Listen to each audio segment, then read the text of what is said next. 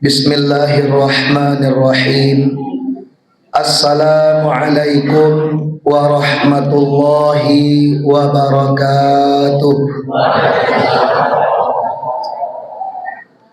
Alhamdulillahilladzi farrada as-siyama fi syahri Ramadan wa anzala fihi al-Qur'an hudan lin-nas wa bayyinatin minal huda wal furqan. Ashhadu an la ilaha illallah wa ashhadu anna Muhammadar Rasulullah la nabiyya ba'dah. Qala Allah ta'ala wa huwa asdaqul qailin wa biqaulihi yahtadil muhtadun. A'udzu billahi minasy syaithanir rajim. Bismillahirrahmanirrahim.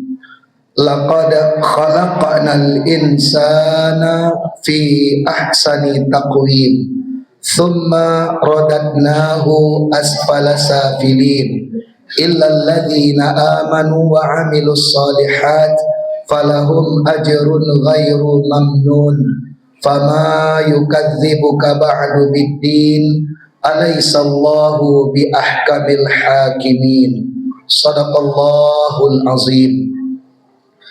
Yang kita hormati pengurus Masjid Jihad beserta seluruh jajaran, ibu-ibu majelis ta'lim, mulai dari pengurus hingga seluruh anggota, imam masjid kita, khususnya imam tarawih, kemudian bapak-bapak dan ibu-ibu guru TPQ, MDTA, kemudian guru pembimbing pesantren Ramadan, seluruh siswa-siswi, santriwan, santriwati, hadirin wal hadirat rahimakumullah.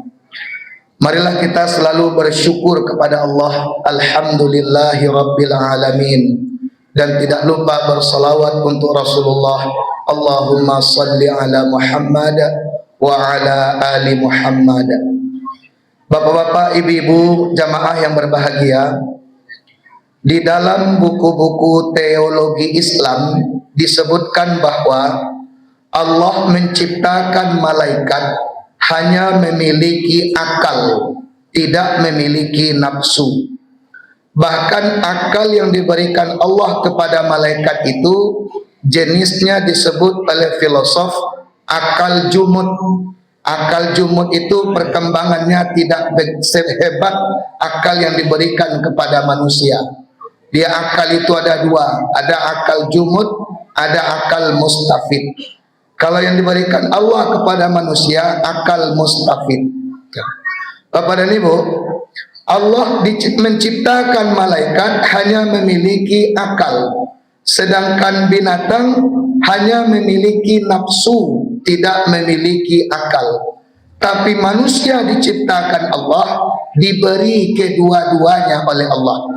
Manusia diberi akal seperti pemberian Allah kepada malaikat, tapi manusia juga diberi nafsu seperti pemberian Allah kepada binatang.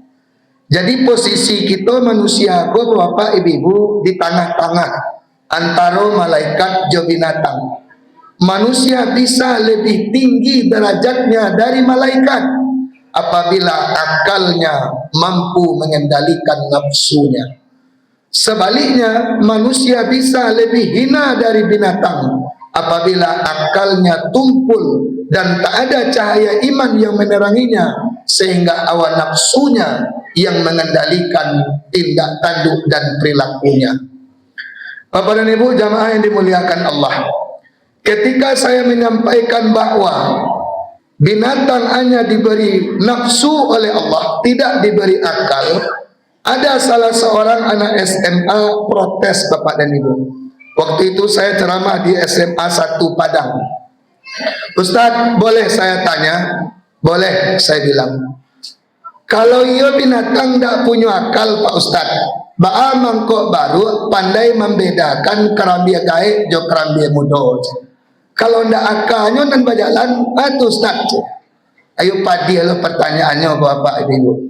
Taman dua ngambilnya, ambil pikiran jawabannya di atas mimbar.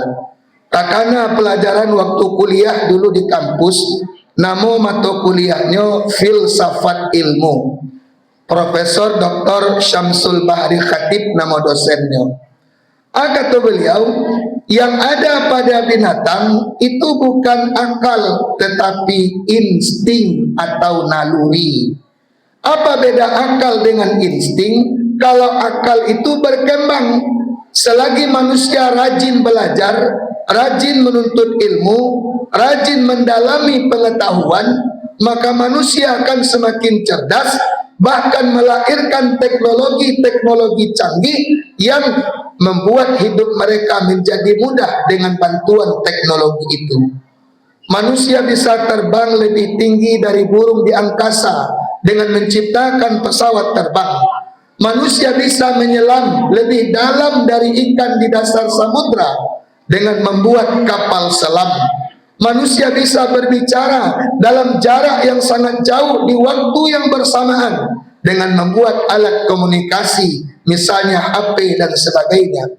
Itu membuktikan bahwa akal ini kalau dimaksimalkan potensi kita, maka akan melahirkan pengetahuan dan teknologi-teknologi canggih yang berguna bagi kehidupan manusia.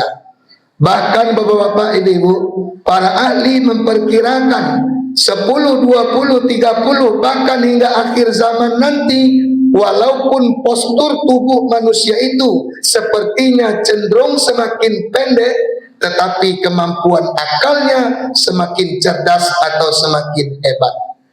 Kemajuan teknologi yang kita rasakan saat ini, suatu saat nanti akan dirasakan ketinggalan. Akan ada lagi kemajuan-kemajuan yang lebih hebat dari apa yang kita rasakan sekarang. Selama manusia masih belajar, maka selama itu pula kecanggihan teknologi akan terus berubah ke arah kemajuan yang luar biasa.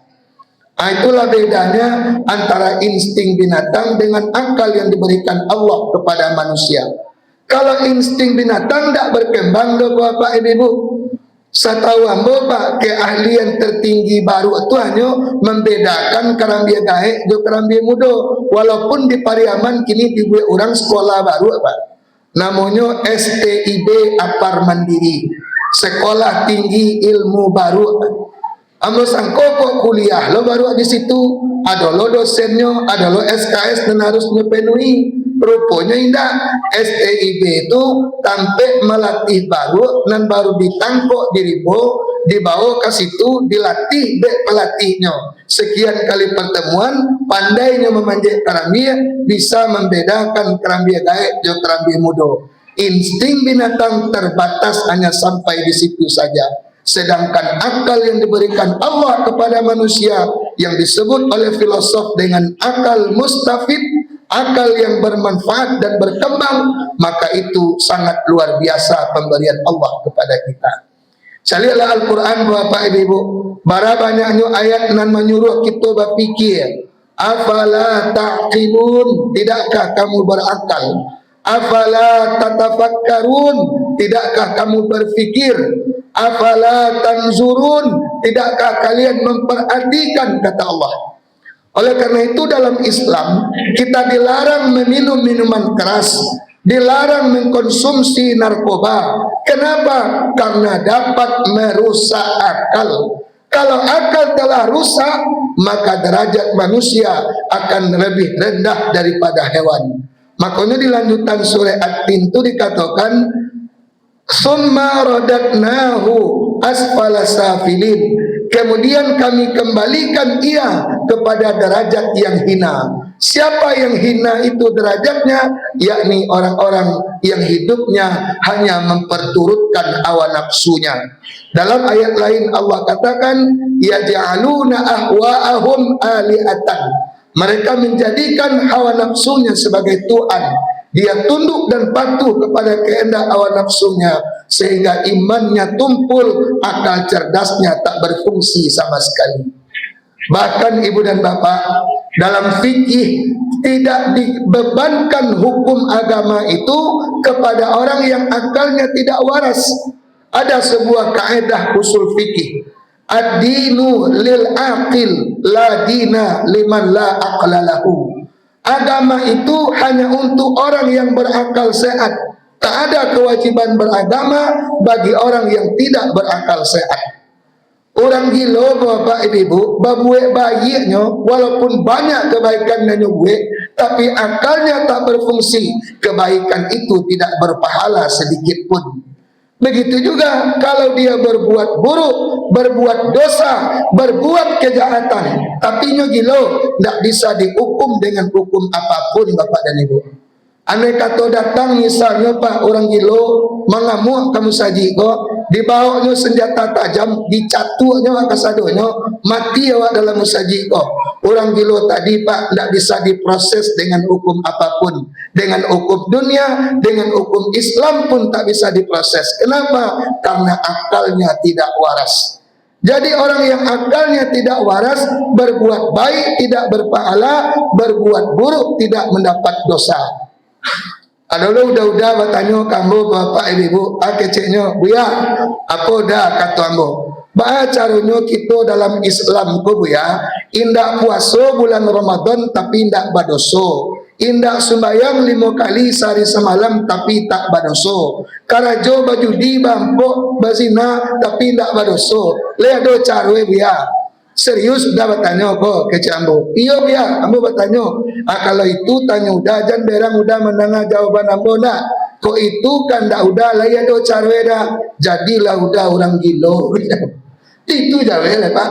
Kalau lah gilo babuek buruk indak dapat dosa, babuek baik indak dapat pahala. Maka syukuri nikmat akal yang diberikan Allah dengan cara melatih akal ini agar semakin kuat mengendalikan hawa nafsu.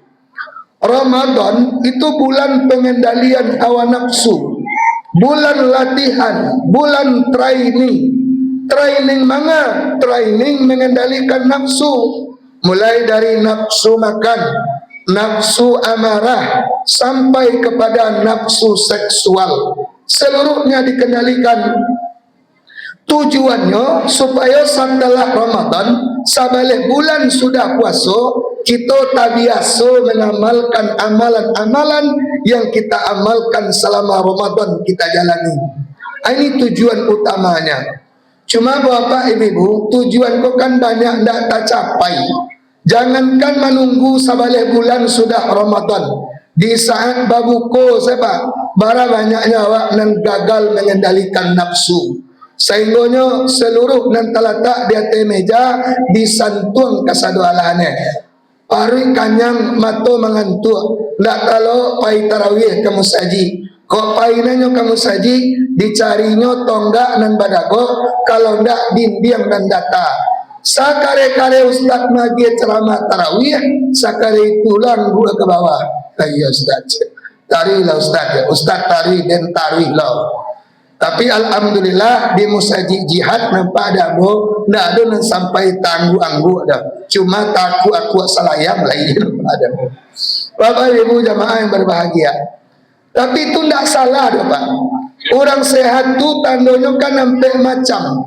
Pertama makan batambuh, nan kedua lalok bakaruh, nan ketiga buang air lasuh, nan kampe mendana ceramah namuh. Itu nan kampe. Jadi awak nan lain namuh bertahan dalam musaji ko. Mendana ceramah sambil takwa-takwa tu tanda sehat mah. Alhamdulillah. Kali siap-siap apa jadi guna. Alhamdulillahirabbil alamin. Nambedo ko ndak mo lalo cimato ko Pak. Mai tong kasau tiok malam itu payah lu mencari ubeknya mah. Untung lain namu je lalo mato awak. Kelebihan kita orang Minang kan serba bisa menyambil. Sambil badiang nasi masak, sambil mendengar ceramah kan tuak lapeh. Ini takut sesulang di bawah tonggak. Bapak Ibu jamaah yang dimuliakan Allah, mari kita kendalikan nafsu makan dan minum. Lebih dari itu, orang yang tak mampu mengendalikan nafsu akan bersaranglah dalam hatinya sifat-sifat tercela. Ada nama sifatnya rakus, ada nama sifatnya tamak, ada nama sifatnya kikir, ada nama sifatnya pelit. Itu dua sifat yang sama dengan 4 istilah yang berbeda.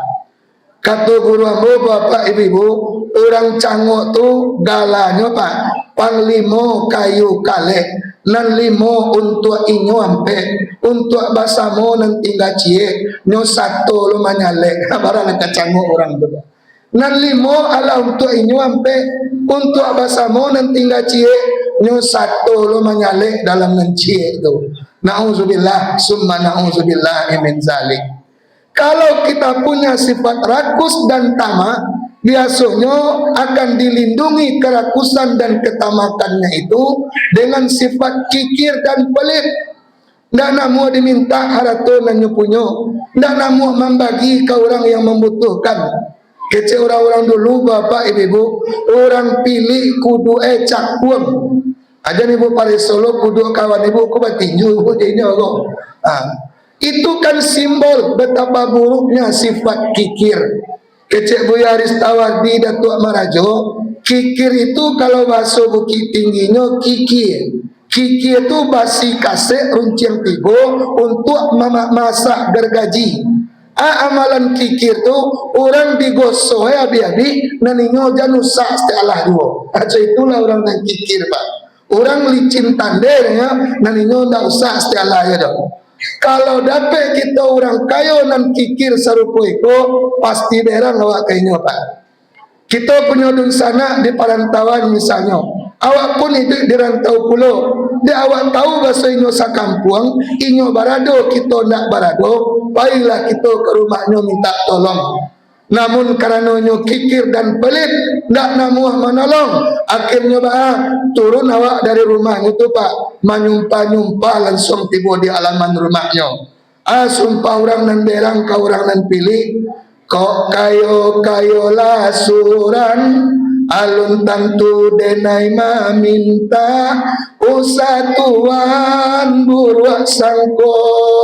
Denai hanyo sindak sajo de adoraso dun sana sakampuang sapa mainan sama so dulunya mangko tapi jak laman tuan usahlah kayo tuan banggakan lama nyokatan sampai rangkuangan apa guna kayo balinda punyo orang punyo awak jauh dari dun sana biarlah ndak bapiti tapi asalai babudi baguno dalam nagari. Alhamdulillah Bapak Ibu pernah juara 1 lagu Minang tingkat keluarga. Bapak Ibu jamaah yang berbahagia, maka mari kita buang sifat yang buruk-buruk dengan cara apa? Mengendalikan hawa nafsu yang diberikan Allah. Pada hakikatnya nafsu itu rahmat Bapak Ibu. Kalau tidak ada nafsu, tidak akan mungkin manusia berkembang. Kalau tidak ada nafsu, tidak akan mungkin manusia mau makan dan minum dengan lahap. Kalau tidak ada nafsu, tidak ada persaingan hidup. Tapi kalau nafsu melulu, ini yang membuat manusia menjadi celaka dan hina. Maka dari itu Islam agama yang sesuai dengan kodrat, agama yang sesuai dengan fitrah manusia. Nafsu dalam Islam tidak dibuang, tetapi nafsu dikendalikan. Latihan pengendaliannya itu 1 bulan dalam setahun, namanya Ramadan. Ibadahnya bernama siyam atau puasa. Maka maksimalkanlah latihan yang diberikan Allah ini. Jangan sampai kita termasuk orang-orang yang disindir oleh Rasulullah. Kam min sa'imin laisa lahu min siyamihi illa al-ju' wal 'atash. Betapa banyaknya orang yang puasa, tak ada yang ia dapatkan dari puasanya melainkan hanya letih menahan haus dan lapar.